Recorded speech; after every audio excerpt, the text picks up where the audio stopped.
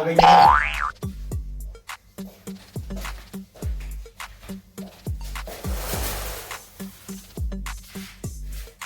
Oh, andiyan pa rin pala. So for today's video guys, magluluto tayo ng pagkain. Meron akong rito, may chicken ako. Tapos gagayahin ko lang yung kasi may mga kaibigan tayong mga vlogger na nagluluto ng bali ang nila is cooking. Ang content nila is cooking. So gagayahin natin yung isang luto doon about sa chicken, tinatawag na chicken kapsa. Tara, samahan niyo ako. Okay, so for this recipe, meron tayong bawang, sibuyas, chicken natin, tayong kamatis. Mga condiments natin dito, meron tayong gram masala, paprika, curry powder, rosemary, daon ng laurel, chili flakes, long grain na bigas. Okay, so tara, simulan natin. Tagayan. Simulan natin sa bawang, sibuyas,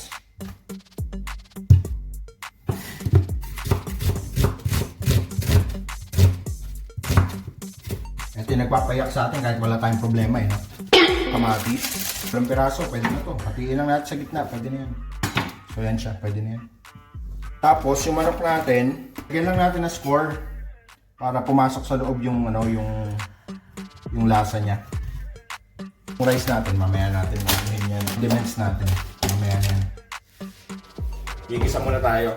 Mantika, sibuyas, nahin natin siya. Magto-toast nga tayo, tapos isi-set aside natin, pang-toppings natin siya later.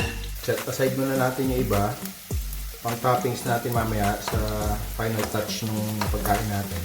Lagyan naman natin yung bawang natin kanina.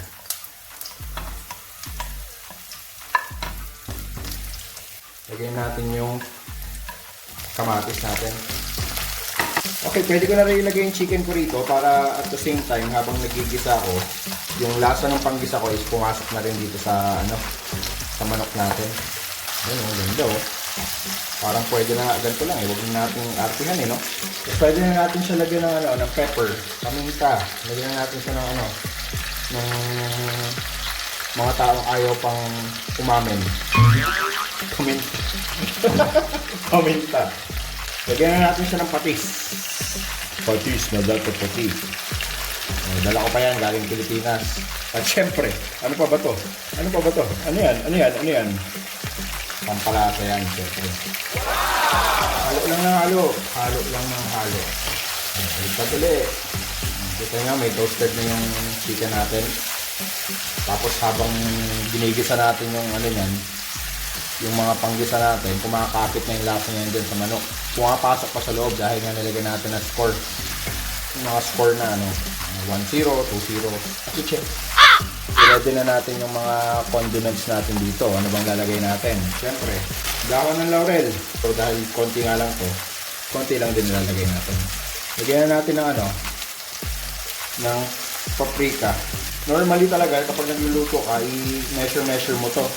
Pero dahil lang tayo, kanto cook lang tayo. Lang tayo, pansya-pansya lang tayo. Sunod natin yung garam masala. Hindi ko alam paano to. Lagyan na rin natin siya ng curry powder. Curry powder, pampabango ng kilikili. Pansya-pansya lang. Depende sa inyo mamaya. Adjust na lang natin mamaya yan. Tapos lagyan na natin siya ng chili flakes. Kita nyo? Parang na to, malupit na to. Parang Indian style na to So ganyan na itsura niyan. So lagyan naman natin ito ng tubig. So yan, so pakukuluan muna natin ito ng mga 15 to 20 minutes.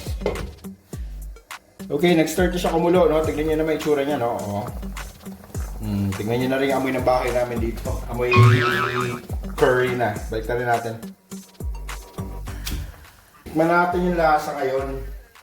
Para alam natin kung mag-a-adjust pa ba tayo. And para tama na rin yung lasa ng yung kakapit sa manok natin.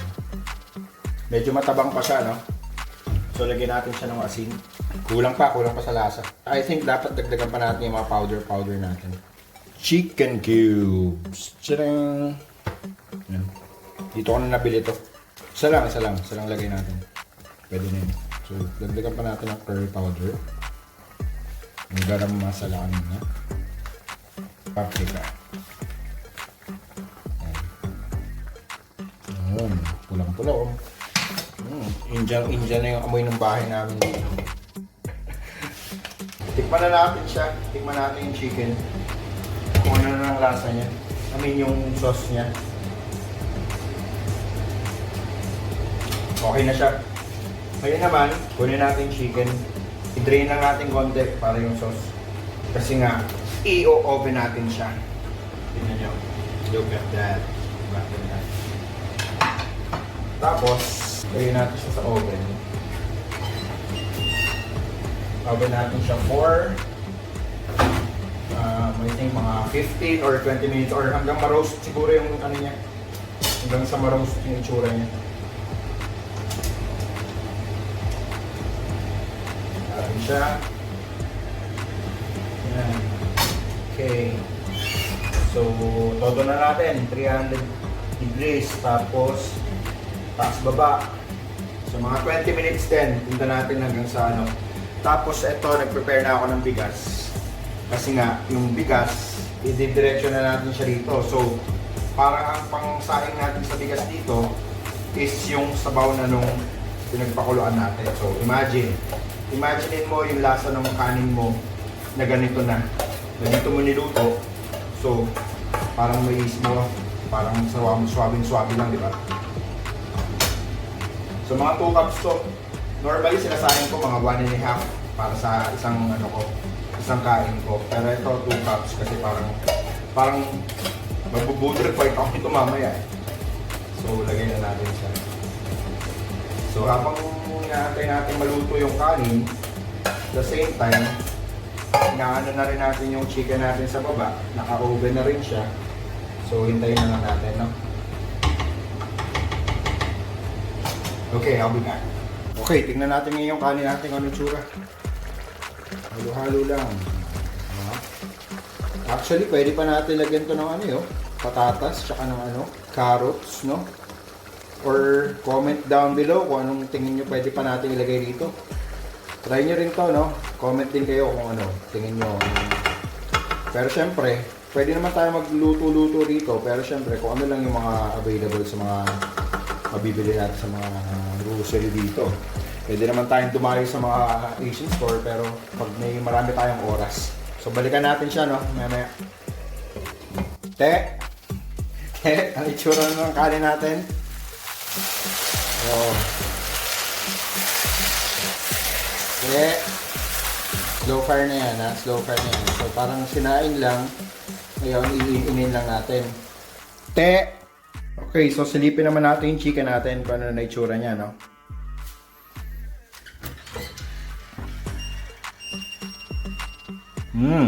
Mukhang maganda yung tsura niya. Balik rin natin, no? Para kabilang side naman yung matoast. Yan. Balikan uli natin siya after mga 10 minutes. Second check natin ang chicken natin, no? Ganda na. Ganda rin yung tsura niya, no? Pwede na siguro natin siyang ilagay dito. Kunin natin.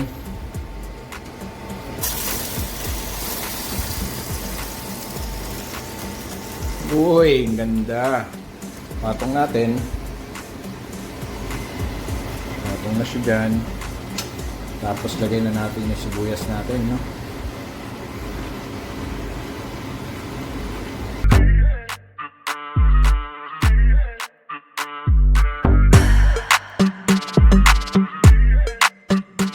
Okay, moment of truth. Taste test na tayo. Tingnan natin kung ano magiging lasa ng niluto natin, no? So, ito na yung chicken. Wow. Okay. Let's start with the chicken, no? Tikman natin kung anong lasa niya. Start tayo sa meat. Juicy siya, oh. Juicy. Okay. So, isa pa.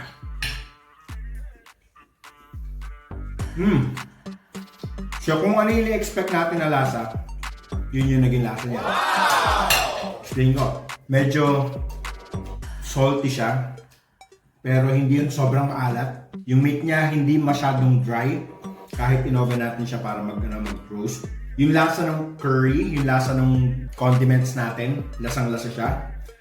May kick ng konting anghang kasi nilagyan nga natin ng chili flakes.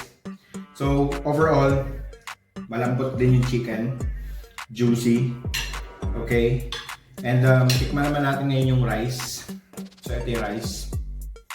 Tingnan natin, no? So, parang naging Valenciana na siya, oh.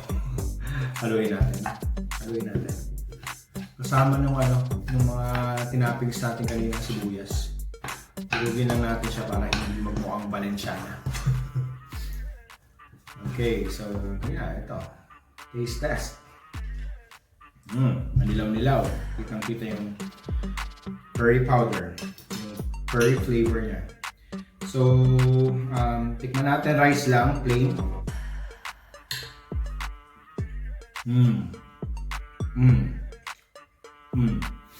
Nandoon yung pinaka main na lasa niya.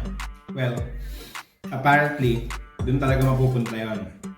Kasi nakita mo naman, yung sauce na pinapakuluan natin kanina, yun ang sinabaw natin sa kanin. So, ang tendency, lahat ng flavor is mapupunta dun sa rice natin. Kaya, perfect na rice. Siguro sa susunod, mas maganda yung biryani gamitin. Now, yung chicken with rice.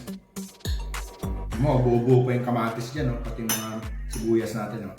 Chicken with rice. Yun na. Tapos na. Yun na. Yun na yung lasa nun. Curry, garam masala, paprika, chili flakes, pepper, yung patis, yung chicken, nandito na lahat yung lasa. So, ang sarap. Parang feeling ko kaya ko siya ubusin na isang kainan. Pero syempre hindi. Sarap. Sarap niya. Grabe.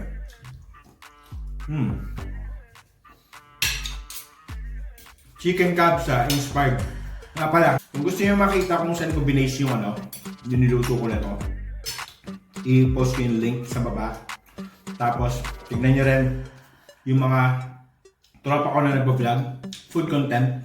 Si Kuya Nikki, yung isa si Ma'am Shilay TV.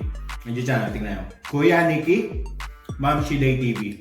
Kung gusto niyo ng authentic na food, masarap, and murang mga lutuin, follow nyo sila, panoorin nyo. Maganda. Okay.